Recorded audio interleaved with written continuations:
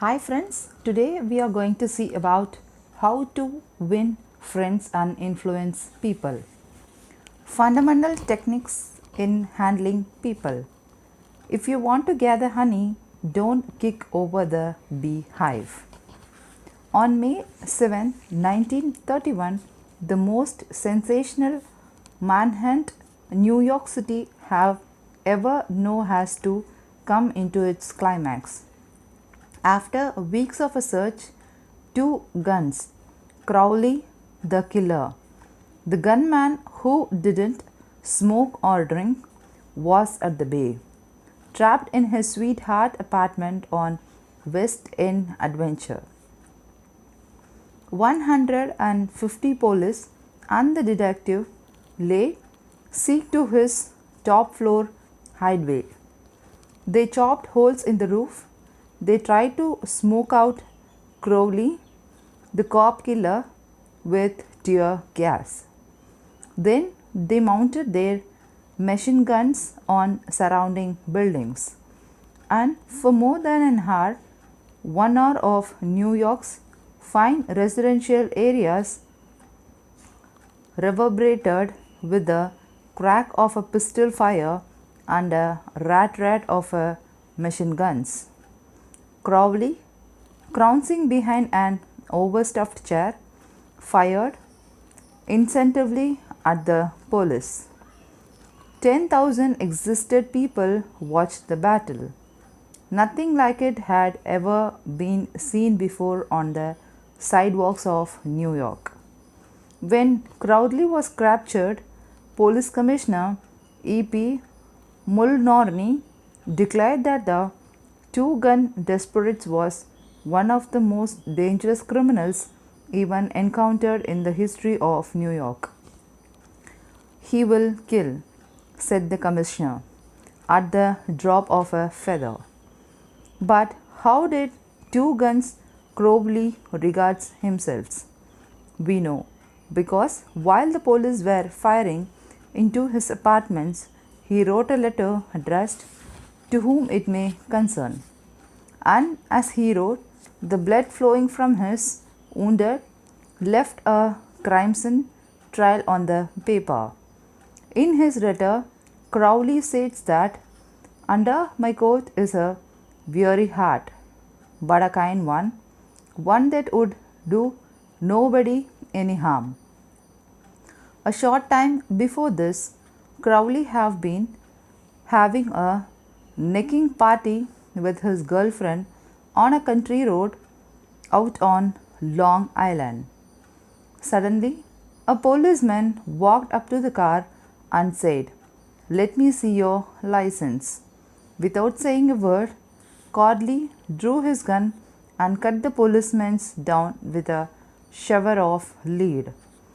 As the dying officers tell, Crowley leaped out of the car, grabbed the officer's revolver, and fired another bullet into the prostrate body. And that was the killer who said, "Under my coat is a weary heart, but a kind one that would do nobody any harm." Crowley was sentenced to the electrical chair. When he arrived at the death house in Sing Sing, did he say, "This is what I get for killing people"? No, he said, "This is what I get for defending myself." The point of this story is this: two guns, Crowley did not blame himself for anything. It is an unusual attitude among the criminals. If you think so, listen to this. I have spent the best years of my life giving people the lighter pressure, helping them, having a good time. And all I get is abuse, the existence of a haunted man. That all Capone speaking, yes, America's most notorious public enemy, the most sinister gang leader who ever shot up at Chicago. Capone didn't condemn himself. He is actually regarding himself as a public beneficiary and an unappreciated and a misunderstood public beneficiary. And so did the Dutch squads before he crumbled up under a gangster's bullet in New York. Dutch skulls, one of the New York's most notorious rats, said in a newspaper interview that he was a public beneficiary, and he believed it. I have had some interesting correspondence with Lois Laws, who was a warden of New York's infamous Sing Sing prison for many years on this subject, and he declared that few of the criminals in Sing Sing regard themselves as bad men. They are just as human as you and I. So they rationalize, they explain. They can tell you why they had to crack a safe or be a quick on the trigger finger. Most of them attempts by a form of reasoning, fallacious or logical, to justify their antisocial acts even to themselves. Consequently, shortly maintaining that they should never have been imprisoned at all.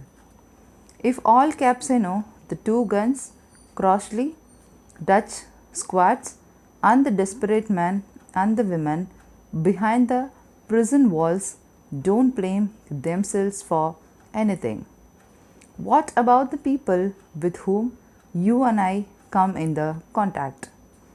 John Wanamaker, a founder of the story that a bear, his name, once confessed, I yearned 30 years ago, and it is foolish to scold.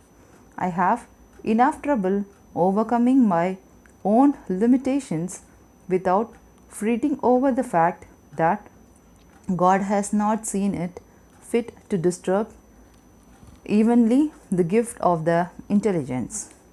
Wanamaker learned this lesson yearly, but I personally had to blunder through this old world for a third a century before it even begins to dawn upon me that 99 times out of 100 people don't criticize themselves for anything.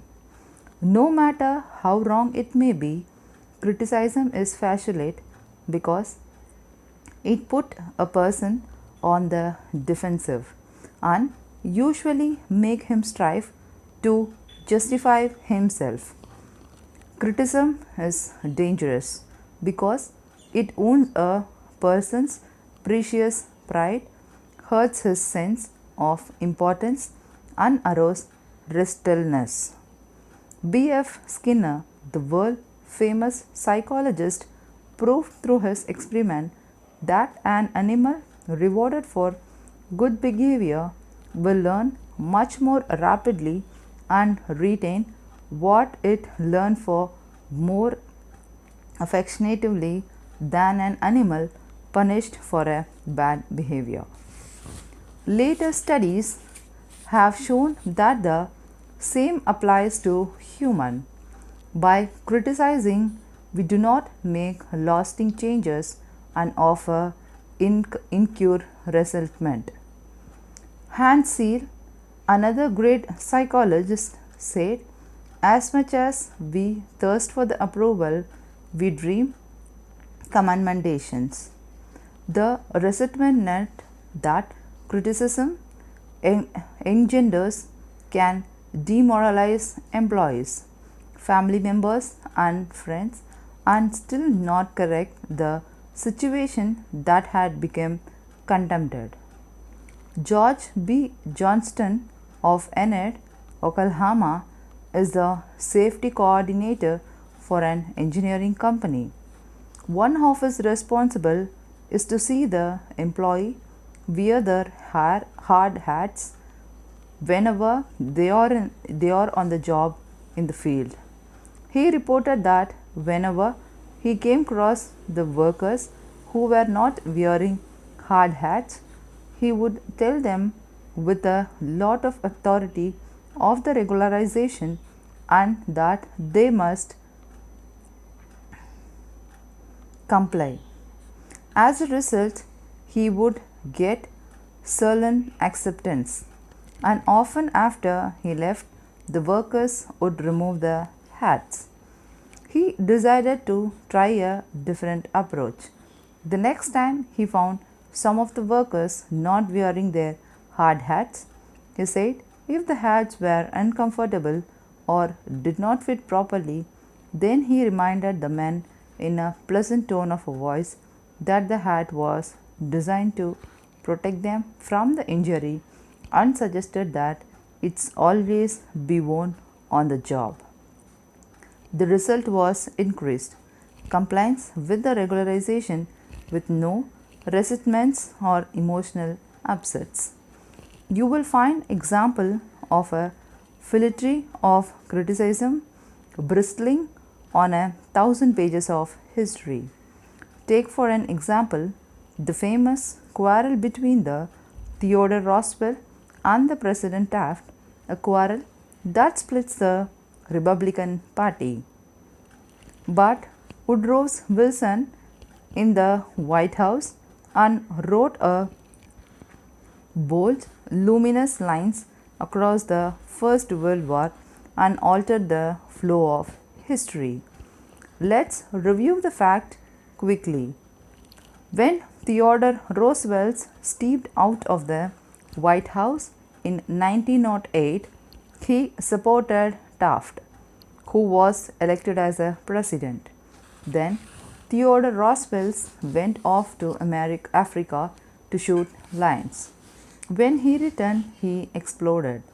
He denounced Taft for his controversium, tried to secure the nomination for a third term himself, formed the Bull Moose Party, and all about demolished the GOP in the election that followed. William Howard Taft and the Republican Party carried only 2 states, Vermont and Utah, the most disastrous defeat the party had ever known. Theodore Roosevelt blamed Taft, but did President Taft blame himself? Of course not. With tears in his eyes, Taft said, "I don't see how I could have done any differently from what I have."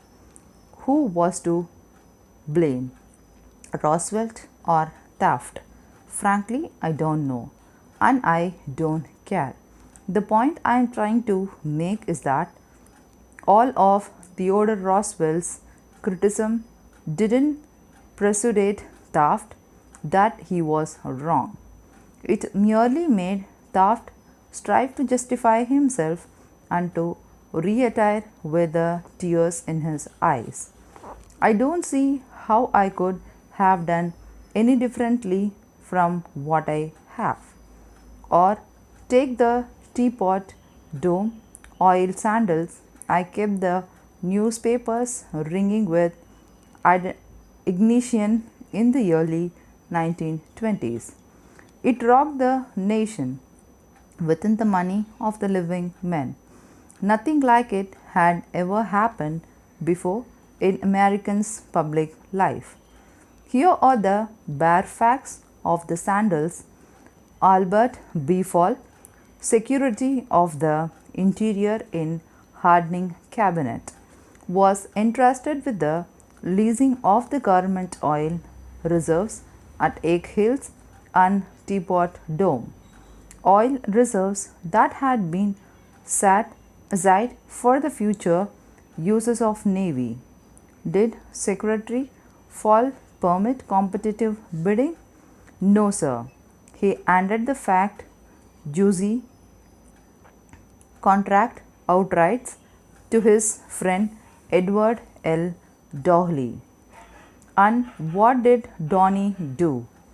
He gave Secretary Fall what he was pleased to call a loan of $100,000.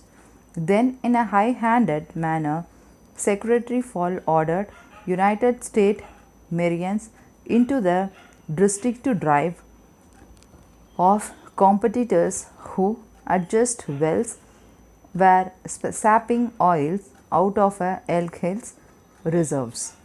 These competitors, driven off their grounds at the end of the guns and buckets, rushed into the court and blew the lid of the teapot. Tom Sandals, a stench arose so vile that it ruined a hardening administration's nauseated an entire nation, threatened to the wreck the Republican Party and put Albert B. Fall behind prison bars. Fall was contaminated wisely, commented as few men in the public life has ever been. Did he repent? Never. Years later, Herbert Hoover intimated in a public speech that President Harding's death had been due to mental anxiety and worry because a friend had betrayed him. When Mrs. Fall heard that, she sprang from her chair. She swept. She too shook her fist a fat and screaming. What? Hardening the betrayed by Fall. No, my husband never betrayed anyone. This whole house full of gold could not tempt my husband to do wrong. He is one who has been betrayed and led to the slaughter and crucified. There you are, human nature in the actions, wrongdoers blaming everyone but themselves. We are all like that. So, when you and I are tempted to criticize someone tomorrow, let remember Al Capone, two guns, Crowley and the Albert Fall. Let realize that the circumstances are like homing pigeons. They always return home. Let's realize that the person where or going to correct and condemn with probably justify himself or herself, and condemned as in a return or like the gentle tat will say that I don't see how I could have done any differentially from what I have.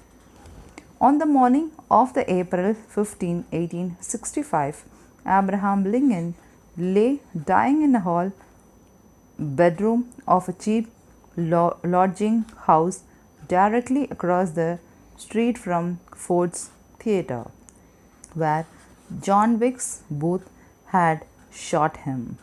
Lincoln's long body lay stretched diagonally across a sagging bed that was too short for him. A cheap reproduction of a Rosa Bronche's famous painting, The Horsehair, hung above the bed, and a dismal gas jet flickered yellow light. As Lincoln lay dying, Secretary of War Stanton said, "There's like the most ruler of a man that the world has ever seen." What was the secret of Lincoln's success in dealing with people? I studied the life of Abraham Lincoln for 10 years and devoted all of 3 years to writing and rewriting a book entitled Lincoln the Unknown. I believe that I made a detailed and exhaustive study of Lincoln's personality and home life as it is possible for any being to make. I made a special study of Lincoln's method of dealing with people. Did he include the Criticism? Oh, yes. As a young man in the Pigeons Creek Valley of Indiana, he not only criticized but he wrote a letter and poem ridiculing the people and dropped these letters on the country roads where they were sure to be found. One of these letters arouses resentments that burned for a lifetime. Even after Lincoln has become a participating lawyer in the Springfield, Illinois, he attached his opponents openly in letters published in the newspapers, but he did this just once too often. In the autumn of 1842, he ridiculed a Vian Pungenian politicians by the name of James Seyle. Lincoln's lampooned him through an anonymous letter published in the Springfield journals. The town wrote with a laugher. Seyle's sensitive and proud boiled within the indignation. He found out who wrote the letter, leaped on his horse, started after Lincoln, and challenged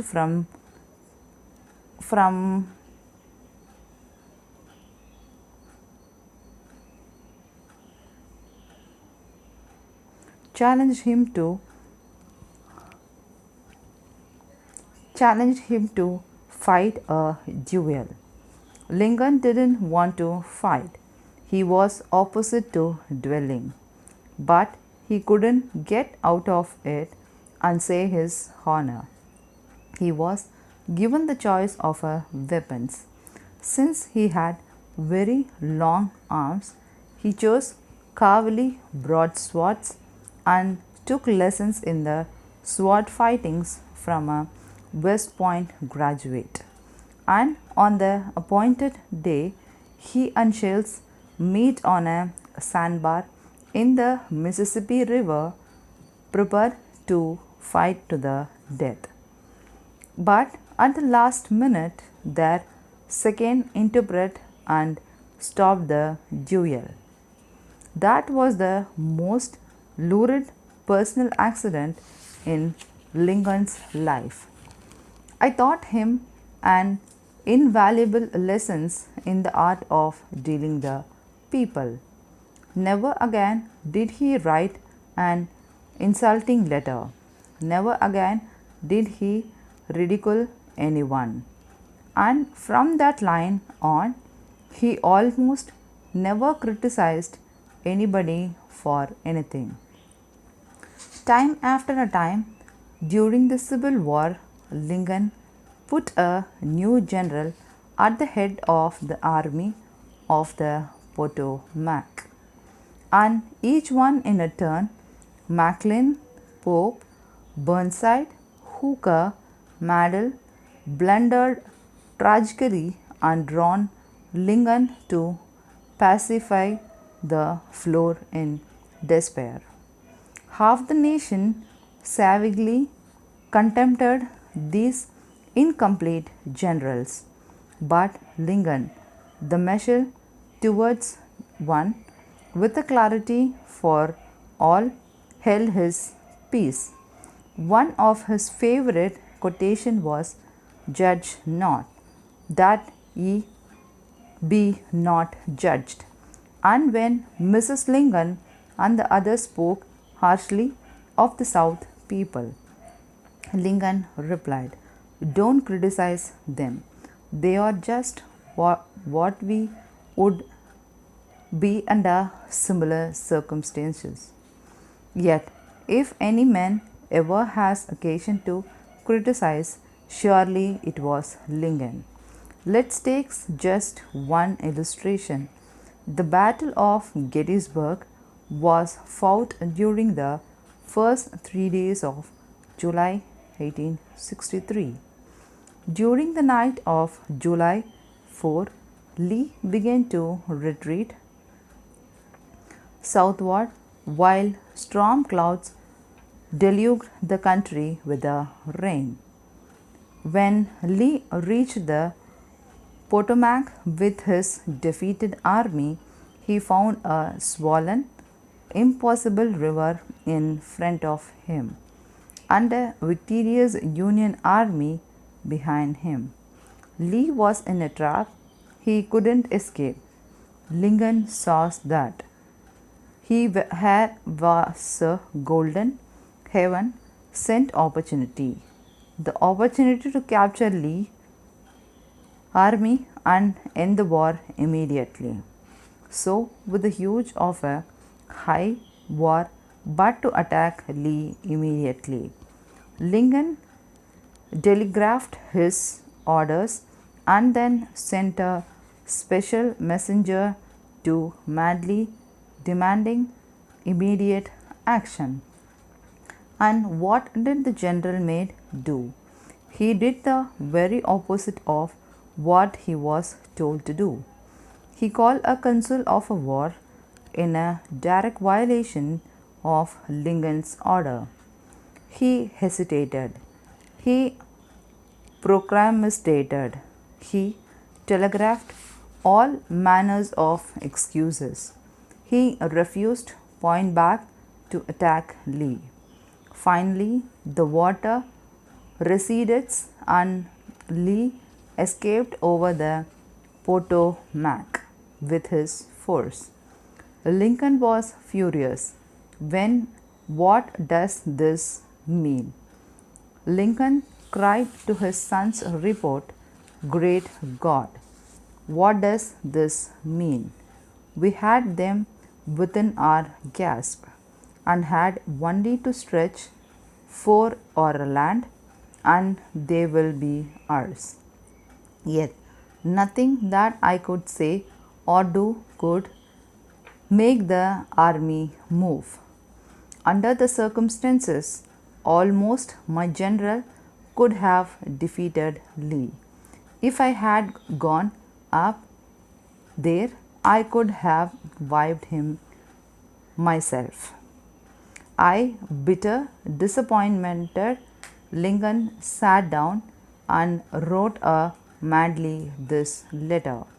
And remember, at the period of his life, Lincoln was extremely conservative and from recent in his parapsychology. So this letter coming from the Lincoln in 1863 was tantamount to the servant rebuke. "My dear General, I don't believe you appreciate the magnitude of misfortune India in Lee's escape. He was within our easy groups, and to have a closed among this wound in connections with our other late success have ended the war. As it is, the war will be prolonged identically. If you could not save attack Lee last Monday, how possibly do so south of the water, when you can take off your fee source no other than 2/3 of the force you then had in hand? It would be reasonable to accept, and I do not accept, that you can not effect much. Your golden opportunity is gone, and I am distressed immensely because of it." What do you suppose Maddy did when he read the letter? Maddy never saw that letter. Lincoln never mailed it. It was found among his papers after his death. It guess is, and this is only a guess, that after writing that letter, Lincoln looked out of the window and said to himself, "Just a minute, maybe I ought not to be too hasty. It is easy enough for me to sit here in the quiet of the White House and order Maddie to attack, but if I had been up at Gettysburg, and if I had seen as much blood as Maddie's has been during the last week, and if my car had been priest with the streams and shrinks of the wonderfuls and undyings, maybe I wouldn't be so anxious to attack either. If I had Mandy timid temperament, perhaps I could have done just what he has done. Anyhow, it was a water under the bridge now. If I send this letter, it will receive my feelings, but it make my Mandy trying to justify himself. It will make him condemn me. I will arouse hard feelings, impair all this future useless as commander, and perhaps force him to resign from the army. So, as I have already said, Lincoln put the letters aside, for he had learned by bitter experience that sharp criticism and rebuke is amongst invariable end and futility. Theodore Roosevelt said that when he was a president, he was confronted with the perplexing problems and look at up at a large painting of Lincoln's which hangs above his desk in White House and ask himself, what would Lincoln do if he were in my shoes? How would he solve this problem? The next time we are tempted to admonish somebody, let's pull a $5 bill out of our pocket, look at Lincoln's picture on the bill and ask, he would Lincoln's handle this problem if he had it? Mark Twain lost his emperor occasionally and wrote a letter that turned the paper brown. For example, he once wrote a letter to a man who had arrived his heir. The thing for that you is a burial permit. You have only to speak and will see that you get it. On another occasion, he wrote to an editor about a proofreader attempts to improve my spellings and punctuations. He ordered sits manager according to my cop hereafter and sees that the poor reader retain his suggestions in a mush of his recovery brain. The writing of this stinging letter made Mark Twain feel better. They allowed him to blow off steam, and the letters did not any deal harm because Mark's wife secretly fitted them out of the mail. They never ever sent. Do you know someone you would like to change and regulate and improve? Good, that is fine. I am all in a favor of it. But why not begin on yourself?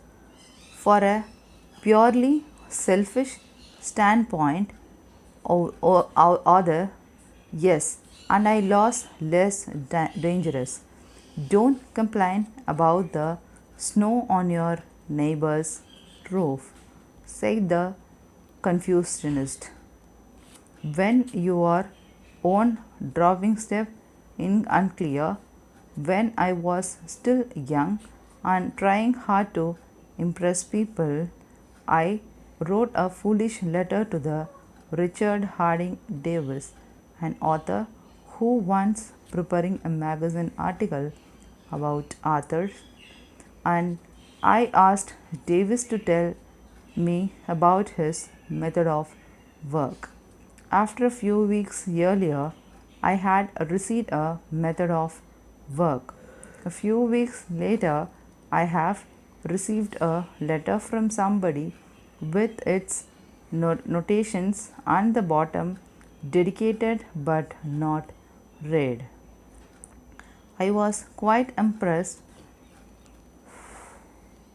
I felt that the writer must be slightly be bit busy, and I was eager to tant. It wasn't the slightest bit busy, and I was eager to make an impression of Richard's Harding Davis, so I ended my short note with the words dedicated but not read. He never troubled to answer the letter. He is simply interested into me with the scribbled across the bottom. Your bad manners and exceeds only by your bad manners. True, I have blundered, and perhaps I deserved this rebuke.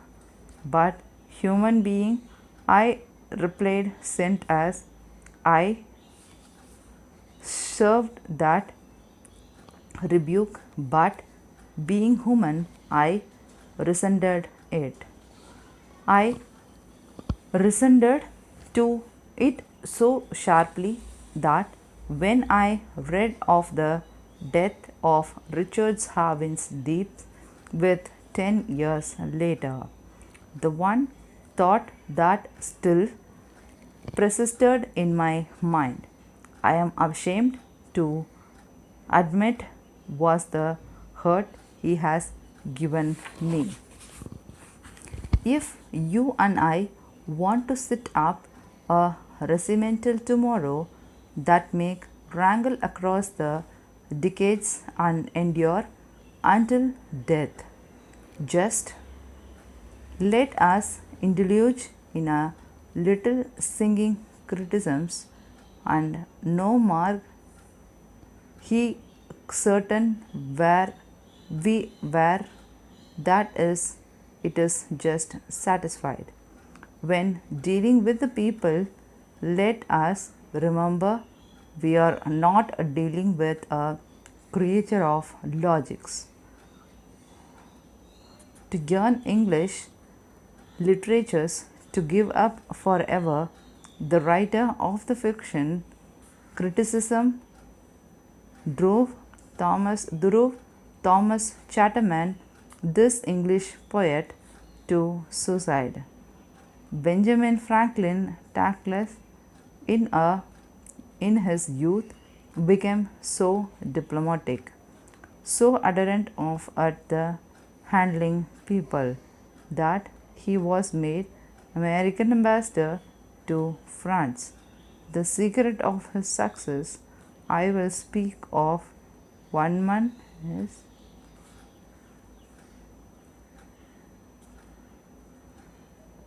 he said, and speak all the goods, I know everybody, and fool any criticize, condemns, and complain, and most fools do.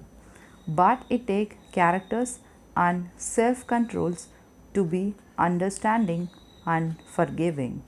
A great man shows his greatness, said Carols, by the way he treats little men. Bob Hoover, a famous test pilot and a frequent performer at his air shows, was returning to his home in Los Angeles from an air show in San Diego. As described in the magazine, flight operations or 300 feet in the air, both engines suddenly stopped, but deft maneuvering he managed to land the plane. But it was badly damaged, although nobody was hurt. Hoover's first act after the emergency handling was to inspire the fire alarm pupil, just as he suspected the World War II propeller plane have had been flying that has been fueled with a jet fuel rather than the gasoline. Upon returning to the airport, he asked to see the machine who had survived his airplane. The young man was struck with the agony of his mistake. Tears streamed down his face, and however Hooker approached, he had just caused the loss of 3 lives as well. You can imagine Hoover's anger. One could anticipate the tongue lashes that this proud and presumed pilot would unleash for that carelessness. But Hoover didn't scold the mechanic. We didn't even criticize them. Instead, he put his bare arm around the man's shoulder and said, "To show you, I am sure that you will never do this again. Before you criticize them, read one of the classics of American journalism. Father Forgets." It's originally appreciated as an edit in the People's Home Journal. We are reprinting it here with the author's permission, concerned in the Reader's Digest.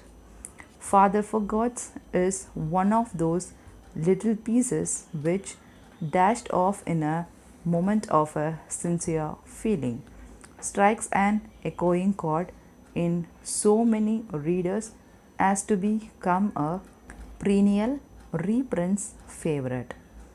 Since its first appearance, Father Forgets has been produced, writing the author W.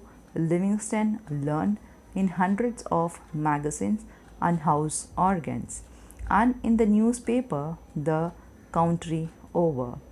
It has been reprinted almost as extensively in many foreign languages. I have given personal permission to the thousands who wish to read it from school, churches, and the lecture platforms. It has been on the air on countless occasions and programs. Oddly enough, college periods have used it, and high school magazines. Sometimes a little piece seems mysteriously to click. This one certainly did. Father Forgets. W. Livingston Lund. Listen, son, I am saying this as you lie asleep. One little paw crumbled under your cheek, and the blonde curl stickingly wet on your damp forehead. I have stolen into your room alone. Just a few minutes ago, as I sat reading my paper in the library, a stifling wave of remorse swept over me. Guidely, I came to your bedside. There are the things I was thinking. son. I have been cross to you.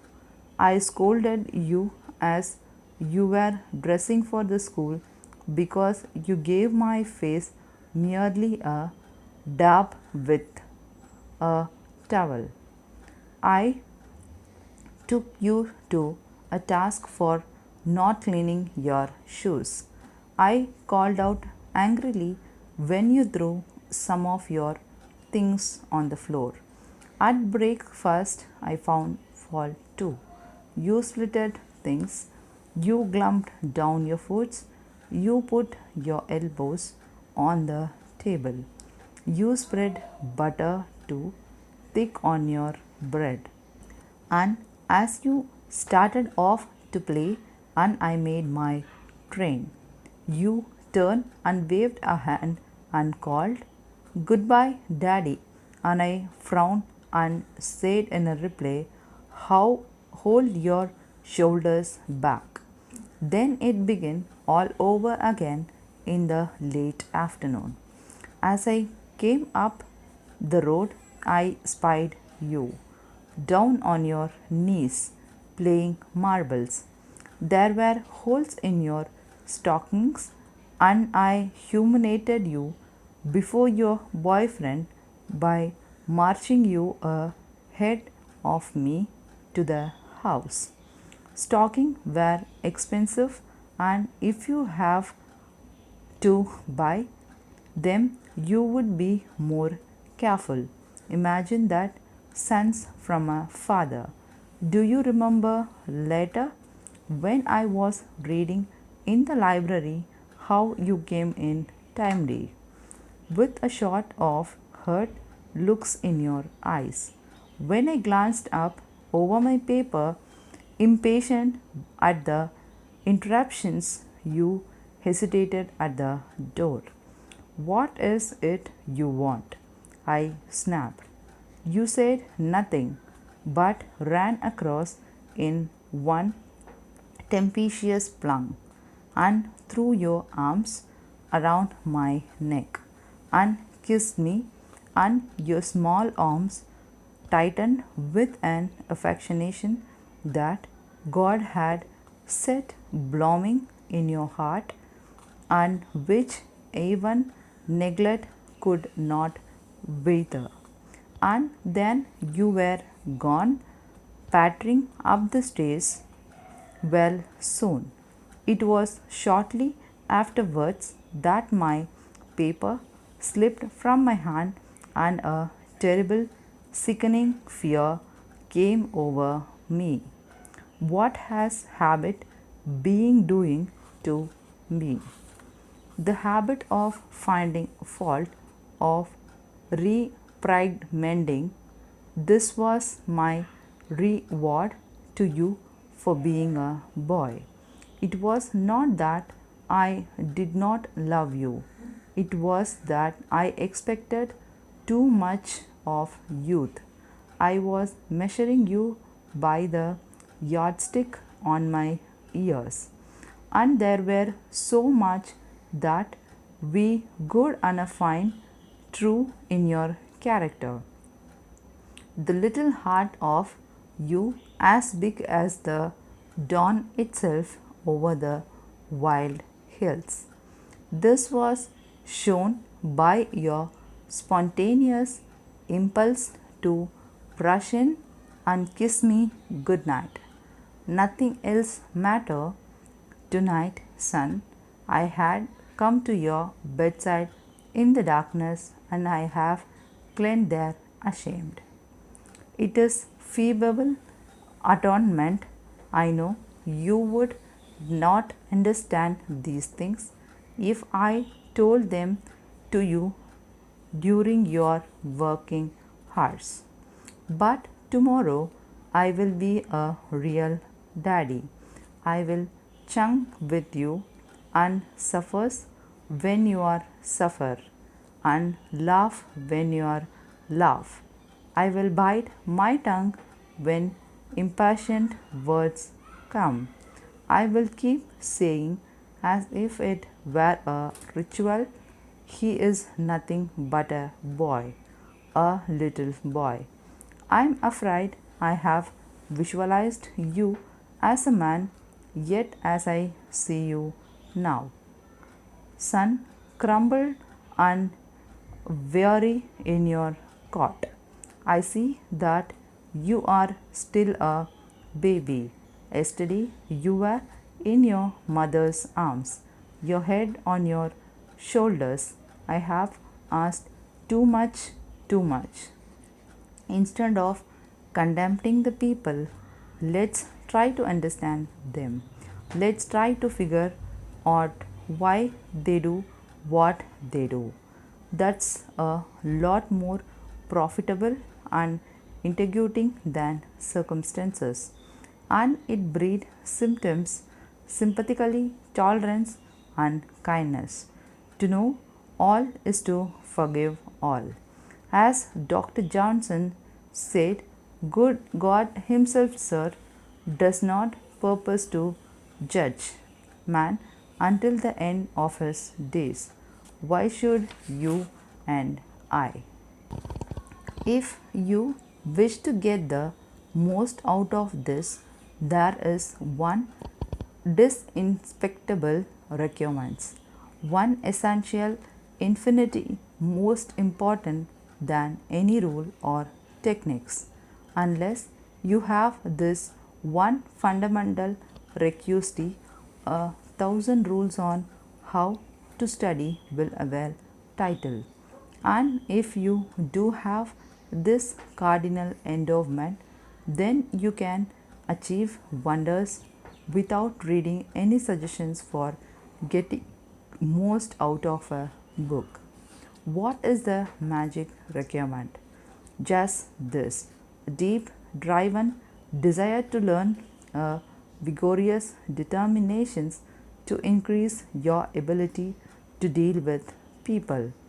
How can you develop such an urge but constantly reminding yourself how important these principles are to you? Picture to yourself fuller, happier, and more fulfilling life. So say to yourself over and over, my popularity, my happiness, and a sense of a worth depends to you on small extent upon my skills in dealing with the people. Read each chapters rapidly at first to get a bird's eye view of it. You will probably be tempted then to rush on to the next one, but don't unless you are reading merely for entertainment. But if you are reading because you want to increase your skin in human relations, then go back and reread each chapters thoroughly. In the long run, this will remain saying time and getting results. Stop frequently in your reading to think over what you are reading. Ask yourself just now and when you can apply each suggestions. Read with a crayon, pencil, pen, magic marker, or a highlighter in your hand. When you come across a suggestion that you feel you can use, draw a line beside it. If it is a 4-star suggestion, then underscore every sentence or highlight or mark it as important. Marking and underscoring a book makes it more interesting and far easier to review rapidly. I know a woman who have been office manager for a long insurance concern for 15 years. Every month she reads all the insurance contract her company has issued that month. Yes, she read many of the same contract over month after month, year after year. Why? Because experience had taught her that was the only way she could keep their provinces clearly in mind. I once spent almost 2 years writing this public speakings, and I yet found I had to keep going back over it from a time to time in order to remember what was written in this book. The rapidly which we forgot is astonishing. So, if you want to get a real, lasting benefits out of this book, don't imagine that skimming through it once will suffice. After reading it thoroughly, you ought to spend a few hours reviewing it every month. Keep it on your desk in the front of you every day. Glance through it often. Keep constantly impressing yourself with the rich possibilities for the improvement that still lies in the offing. Remember that the use of these principles can be made habitual only by the constant and vigorous campaign of review and applications. There is no other ways. Benan Shaw once remarked, "If you teach a many things, he will never learn." Shaw was right. Learning is an active process. We learn by doing. So, if you desire to master the principle you are studying in this book, do something about them. Apply these rules at every opportunity. If you do not, you will forget them quickly. Only knowledge that is used sticks in your mind. You will probably find it difficult to apply these suggestions all the time. I know, because I wrote this book, and yet frequently I found it difficult to apply everything I advocated. For example, when you are displeased, it is much easier to criticize and condemn than it is to try to understand the other person's viewpoint. It is frequently easier to find a fault than to find praise. It is more natural to talk about what you want than to talk about what other person wants, and so on. So, as you read this book, remember that you are not merely trying to acquire informations. You are not merely trying to acquire information. You are attempting to form a new habit. Yes, you are attempting a new way of life that will require time and persistence and daily applications. So, refer this to the pages often. Regard this as a working handbook on the human relations, and whenever you are confirmed on human relations, and whenever you are comforted with some specific problems, such as handling a child, winning your spouse to your way of thinking, a child, winning your spouse thinking, or satisfying an irritating customer, hesitate about doing the natural things, the impulsive things. This is usually wrong. Instead, turn to these pages and review the paragraphs you have understood. Then try this new way and watch them achieve magic for you. Thank you.